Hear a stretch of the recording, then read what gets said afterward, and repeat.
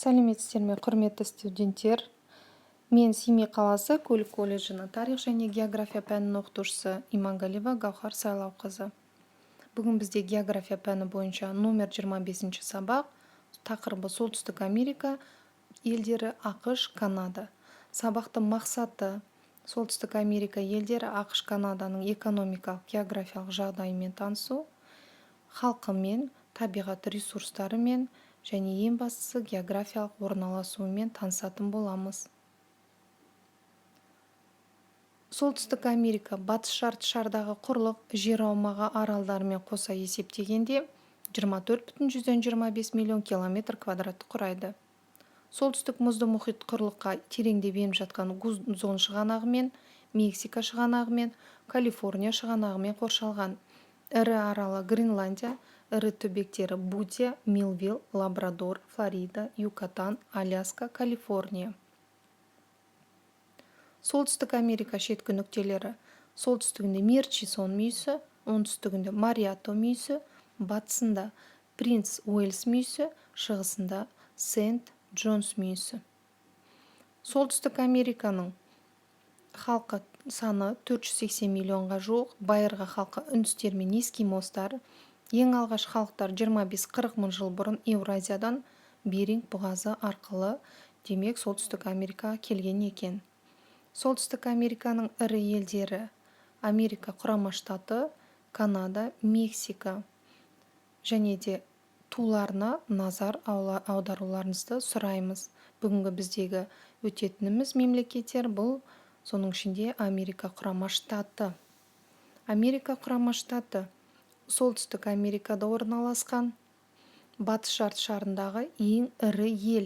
Оның барлық жері түгелдей дерлік. Солтүстік Америкада шығысында Атлант мұхитымен, батысында Тынық мұхитпен шайылады. Солтүстікте Канадамен, оңтүстікте Мексикамен шектеседі.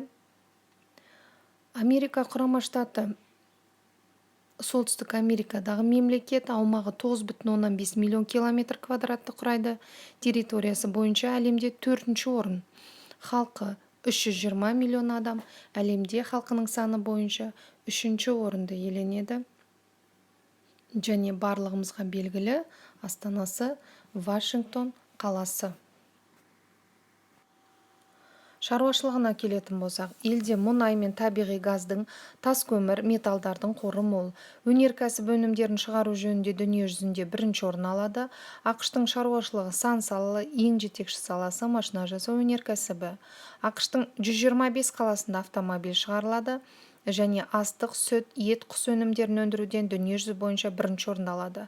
Америка құрама штаттарының қалаларында Мичиган автомобиль штаты, Детройт автомобильдер астанасы, Сиэтл Боинг ұшағы жасалынады, Чикаго жолаушы мен жүк тасымалы бойынша елде бірінші орында тұр, Лос-Анджелес барлығымызға белгілі кино өндірісінің орталығы, Голливуд орналасқан.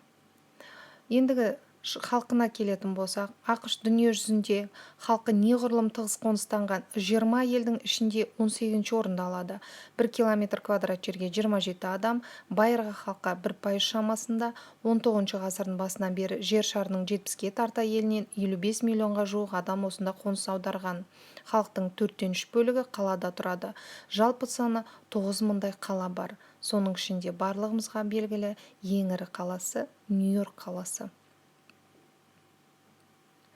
Табиғатты қорғау мәселелері: өнеркәсіп пен ауыл шаруашылығы жедел даму, халқының санының артуы табиғи ортаға үлкен нұқсан келтіруде. Сондықтан ақш табиғатты қорғау мақсатында дүние жүзінде алғаш рет 1872 жылы Йеллоустон ұлттық паркын ұйымдастырды. Бүгінгі таңда ақш жерінде 50-ден аса ұлттық парк бар. Бұл ұлттық парктер осы Америка құрама штатының табиғатын қорғауда аса үлкен рөлді атқарады. Америка құрама штатындағы ең биік тау Аляска түбегінде Маккинли 6193 метр. Жер қойнауы кен байлықтары мен минералды шикізатқа өте бай. Оның ішінде темір, никель, кобальт, алтын, күміс, уран кентасы қоры жөнінен дүние жүзінде алдыңғы орында. Тас көмір Апалачи тауларында, мұнай мен газ Мексика ойпатолы жазығында табылған, ал Кордильер таулары түсті және қара металл шикізаттарына бай болып келеді. Келесі өтетін мемлекетіміз бұл барлығымызға белгілі Канада мемлекеті, Солтүстік Америкада орналасқан ірі елдің бірі. Канада Солтүстік Америка құрлығында орналасқан алып мемлекет. Канада өзінің жерінің кең байтақтығымен ғана емес, сондай-ақ көптеген арктикалық архипелагты аралдары мен басқа мемлекеттерге қарағанда ерекшеленеді. Экономикалық географиялық жағдайы: жерінің ауданы 9.970.000 км квадратты құрайды. Астанасы Оттава. Ұлттық валютасы Канада доллары. Мемлекет басшысы Ұлыбритания королевасы. Мемлекеттік тілі ағылшын және француз тілдері. Басқару формасы конституциялық монархия. Канаданың территориясының басым бөлігі жазықтық болып келеді. Канада жерінің аумағы бойынша сулармен қосқанда әлемде екінші орынды иеленеді, ал Солтүстік Америка материгінде ең үлкен ел болып табылады. Канадалық халықтың этникалық құрамы жағынан ағылшындар алғашқы орында, одан кейін француздар, шотландықтар, ирландиялықтар, немістер, итальяндар, қытайлар және украиндар құрайды. Бұлардан бөлек канадалық аборигендер де бар. Олардың үлес салмағы 3,6%. Діні христиан діні, өмір сүру ұзақтығы 80 жас. 2015 жылғы санақ бойынша халқының саны 35.589.000 адам. Тығыздығы 3,3 адам квадрат километрге алғанда. Көп ұлтты мемлекет, ресми тілі ағылшын және француз тілі, урбандалуы 80% құрайды. Канаданың халқының әл-ауқат жағдайы жағынан әлемдегі ең алдыңғы қатарлы елдердің бірі. Канада әлемнің дамыған үлкен жетілік елдерінің қатарына кіреді. Экономикалық әріптестік және даму халықаралық ұйымның мүшесі болып табылады. ақш-қа қарағанда Канаданың экономикалық күші әрине салыстырған кезде халықтың экономикалық жағдайынан өте төмендеу болып келеді.